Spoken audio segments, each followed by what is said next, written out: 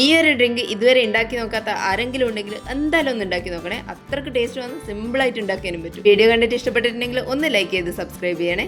ഇത് ഉണ്ടാക്കാൻ വേണ്ടിയിട്ട് 2 ക്യാരറ്റ് എടുത്തിട്ടുണ്ട്. ഇതിന് തൊലിയെല്ലാം ഒന്ന് കളഞ്ഞിട്ട് ഇതുപോലെ ഗ്രേറ്റ് ചെയ്തിട്ട് എടുക്കാം.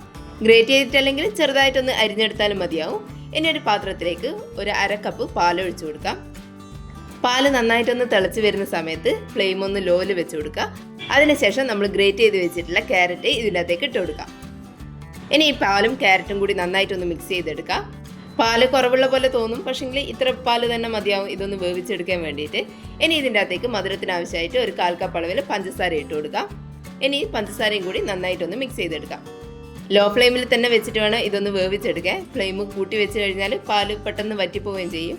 അതുകൊണ്ട് ഫ്ലെയിം ലോയിൽ തന്നെ വെച്ചിട്ട് ഇതൊന്ന് അടച്ചു വെച്ചിട്ട് വേവിച്ചെടുക്കാം. ഒരു 7-8 മിനിറ്റ് ഒന്ന് വേവിച്ചെടുത്താൽ മതിയാവും. അതിനിടക്ക് 1-2 തവണ അടുപ്പ് തുറന്നിട്ട് ഒന്ന് ഇളക്കിയിട്ട് കൊടുക്കാം. ഒരു 8 മിനിറ്റ് കൊണ്ട് ഇത് നന്നായിട്ട് വെന്ത് വന്നിട്ടുണ്ട്. ഇനി ഇത് ഒന്ന് മിക്സ് ചെയ്ത് കൊടുത്തതിന് ശേഷം ഫ്ലെയിം ഓഫ് ചെയ്തിട്ട് ചൂടാറാൻ വേണ്ടിയിട്ട് മാറ്റി വെക്കാം.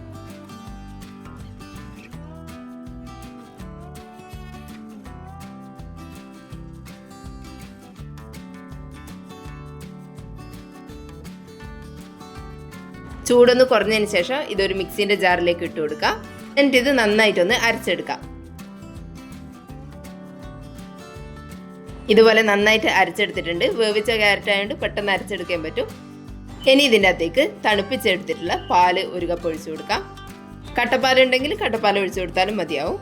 ഇനി ഇതിൻ്റെ അകത്തേക്ക് ഒരു 4-5 ഐസ് ക്യൂബ്സും കൂടി ഇട്ട് കൊടുക്കാം. കൂടെ തന്നെ ഒരു 2 സ്കൂപ്പ് വാനില ഐസ്ക്രീമും കൂടി ഇട്ട് കൊടുക്കാം.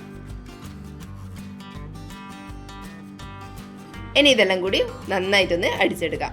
ഷേക്കിൻ്റെ എല്ലാം കൺസിസ്റ്റൻസി പോലെ അല്ലാണ്ട് കുറച്ച് ലൂസായിട്ട് വേണം ഇതൊന്ന് അടിച്ചെടുക്കാൻ വേണ്ടിയിട്ട്. കുറച്ച് അധിക സമയം മിക്സിയിൽ ഇട്ടിട്ട് അടിച്ചെടുത്താൽ തന്നെ ഇതുപോലെ ഒന്ന് ആയി കിട്ടും. ഇനി ഇതിൻ്റെ മേലെ കുറച്ച് കാഷ്യൂ നട്ട്സും കൂടി വേണമെങ്കിൽ ഇട്ട് കൊടുക്കാം. നല്ല ടേസ്റ്റാണ്, എളുപ്പത്തിൽ ഉണ്ടാക്കാനും പറ്റും. ഇതുപോലെ ഉണ്ടാക്കി നോക്കിയിട്ടില്ലെങ്കിൽ ഉണ്ടാക്കിയിട്ട് ഒന്ന് അഭിപ്രായം കമൻറ്റ് ചെയ്യണേ. വീഡിയോ കണ്ടിട്ട് ഇഷ്ടപ്പെട്ടിട്ടുണ്ടെങ്കിൽ ഒന്ന് ലൈക്ക് ചെയ്ത് സബ്സ്ക്രൈബ് ചെയ്യണേ. താങ്ക്